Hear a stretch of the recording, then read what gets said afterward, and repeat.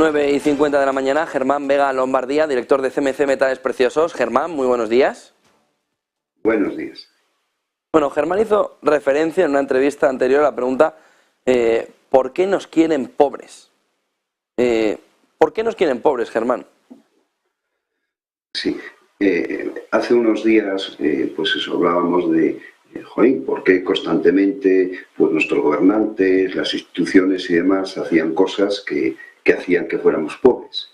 Entonces, bueno, pues quería aclarar a continuación algo relativo a esto que bueno, pues es importante, pero no se habla demasiado de ello. Por ejemplo, se habla constantemente del concepto de libertad y el concepto de propiedad, y las personas no se dan cuenta que una cosa conlleva a la otra. No sé si me estás oyendo. Sí, sí. Sí, Germán. Vamos. Bien, vamos a ver. ¿Qué es, para las personas, si a alguien le preguntaran, ¿qué es más importante, la libertad o la propiedad? Claro, sin pensar, yo estoy convencido que todos corriendo diríamos la libertad, porque la libertad es la leche. Bueno, pues no es exactamente así. Vamos a ver, ¿qué quería hoy demostrar? Que es casi lo mismo, porque sin propiedad no hay libertad. O sea, hay un término que es esclavo. ¿Qué es un esclavo? Hasta el origen de la palabra, el que no recibía remuneración por su trabajo, el que no tenía propiedad, porque libertad tenía hasta alguna. Claro, pero si no tienes propiedad, pues no tienes nada, porque hasta para defenderte es necesaria la propiedad.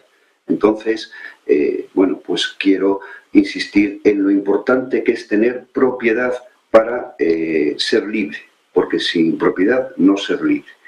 Hay ideologías que pretenden que todos seamos iguales, que quieren hacernos pues a todos iguales, creyendo que de esa manera somos más libres. Y no es exactamente cierto, porque esas formas lo que hacen es igualarnos a todos, pero claro, para igualarnos siempre se nos iguala por debajo.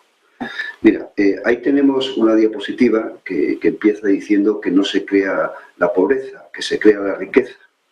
Pues es un concepto también muy importante.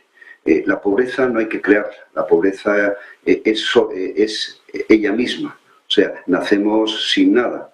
En principio no se tiene nada y se crean cosas. Cuando somos pequeños vamos a la escuela, luego incluso a la universidad y vamos adquiriendo riqueza. Igual en el trabajo, igual en todos los sitios. Si no se hace nada, pues seremos siempre pobres. Si no hacemos nada, no creamos riqueza. Entonces, la riqueza se crea. No es que se cree la pobreza es el estado natural de las cosas. Lo que se crea es la riqueza. Entonces, ¿qué tienen que hacer los estados y demás para que nosotros seamos libres, tengamos propiedad y nos desarrollemos? Pues tener cuidado hasta con la legislación. Mira, voy a pasar a la diapositiva segunda y quería hacer referencia pues a una frase muy famosa de un pintor español, de Goya, que en uno de sus grabados, pues él dijo una frase que tiene muchas interpretaciones. Dice, el sueño de la razón produce monstruos. Y es que es verdad, o sea, es una de las frases más analizadas del mundo y cada uno le da su significado. Pero en esencia, ¿qué viene a decir? Que, hombre, si se duerme la razón, empiezan a aparecer monstruos y locuras. Mira, pasamos a la tercera diapositiva y no quiero centrarme en esto, ni me importa el tema político ni nada, pero es un ejemplo clarísimo de qué pasa cuando el sueño de la razón, pues, o sea, cuando la razón se duerme. He cogido una página de un trocito del Boletín Oficial del Estado. Primero, vamos a empezar para que se vea hasta qué punto es una locura. Yo he leído en varios sitios que el año pasado se publicaron 1.400.000 páginas en el BOE, entre todas las autonomías en España. Eso es una salvajada increíble. O sea, ojo con el dato, 1.400.000 páginas de leyes. Es obvio que sobra legislación y que no debería legislarse tanto. He cogido una ley, casi de las últimas, porque esta se implementó en febrero de este año, y bueno, se empieza a aplicar ahora. Bueno, esta ley hace referencia a un derecho, que faltaría menos, que tiene un trabajador de denunciar a su empresa. Bien, y para eso se hace una ley. De entrada sobra, porque por supuesto que si una empresa hace comete cualquier acto delictivo, ilegal y lo que sea, por supuesto que el trabajador tiene derecho y debe denunciar, faltaría menos, nadie dice lo contrario. Pero los sitios normales, como en España, había y hay 1000 modos y formas para hacerlo. No es necesario, a lo mejor, una ley expresa. Bien, empezamos hasta con el preámbulo y otros sitios. He marcado ahí dos palabras y en la ley aparece hasta anglicismos. O sea, en vez de decir informador, denunciante, lo que sea, lo dice en inglés, con dos narices. O sea, dice un término que en inglés significa, es una palabra que en inglés significa el que avisa tocando el silbato. Bueno, pues yo no soy jurista, pero creo que nadie, y vamos, mucha gente me da la razón, que nunca deberían de aparecer anglicismos en nuestro Código Penal. Perdón, en nuestro Código Penal, en nuestro BOE, en nuestras leyes, porque para eso está el castellano. Bien, es una ley que es pues ambigua, como muchas leyes, que no deja claras las cosas, farragosa, llena de artículos, tiene 68 artículos, me parece que tiene. Claro, dice que un trabajador que puede denunciar a su empresa, pero de forma anónima, sin identificarse, y el espíritu de la ley es para que no pueda identificarse al trabajador. Bien, estoy de acuerdo que para que no se tomen represalias contra él. Bien, estoy de acuerdo, pero hasta cierto punto. O sea, si alguien me denuncia a mí o a cualquiera, hombre, tiene sus derechos y yo los míos. Creo que debería de identificarse. Si tú no te identificas, no sé hasta qué punto tienes derecho a denunciar a alguien.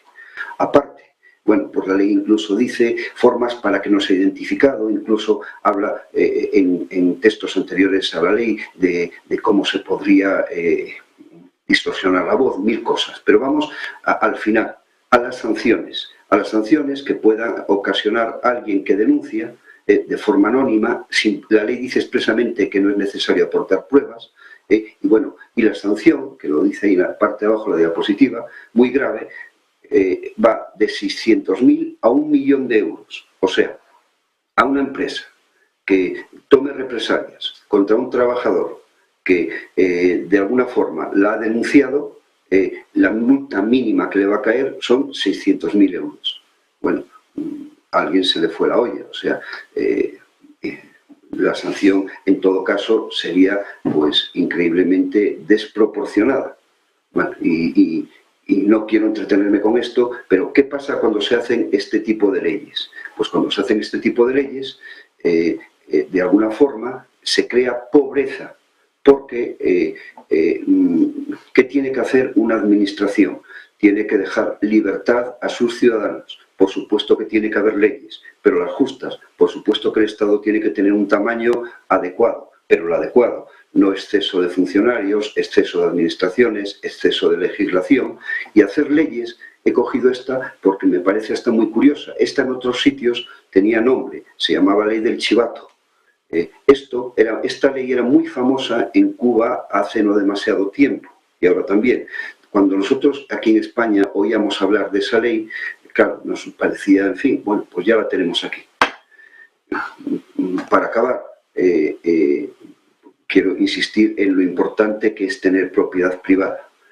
Una forma de tener propiedad privada es tener oro, y además es una de las mejores, porque es increíblemente personal, la podemos controlar, y además es una forma de, en un momento determinado, proteger nuestra riqueza.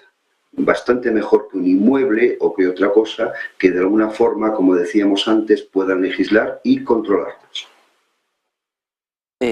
Germán, ¿cómo enlaza toda esa fotografía con el concepto de oro como riqueza auténtica? ¿Se te ocurre una forma más auténtica de tener riqueza que tener oro? ¿A que no hay muchas?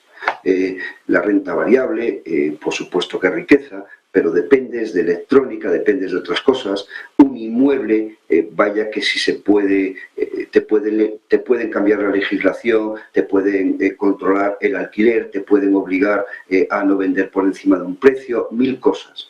Y así cosa por cosa, o sea, todo está tan legislado que vamos, pues algo tan tangible como tener un poquito de oro en tu poder, pues hombre, intentar legislarlo y demás, pero es que es muy complejo porque lo tienes tú, y como lo tienes tú, no van a meterse dentro de tu casa a ver dónde lo guardas, cómo lo tienes y demás, porque ya lo tienes. Solo para acabar, la gente tiene miedo a que les quiten el oro y cosas de estas, y por eso algunos no quieren tener oro. Que no se preocupen en absoluto porque no nos van a quitar el oro, ya nos lo han quitado. O sea, desde el año 1971, cuando se tomó la decisión de que el dinero iba a ser fiat, que no iba a estar respaldado por nada, ya nos quitaron el oro. O sea, y se quedaron con él. O sea, que no se preocupen, que no nos lo van a quitar, ya nos lo han quitado. Entonces, el que adquiramos ahora, pues, el que empecemos a adquirir ahora, perdón, pues ese lo tendremos. A lo mejor terminan quitándolo, no digo que no, pero como mínimo les tomará muchísimos años. Pues muchísimas gracias por toda esa fotografía. Germán Vega Lombardía, director de CMC Metales Preciosos. Buen día, buen fin de semana, buen negocio, Germán. Buen día y buen negocio. 10:01 de la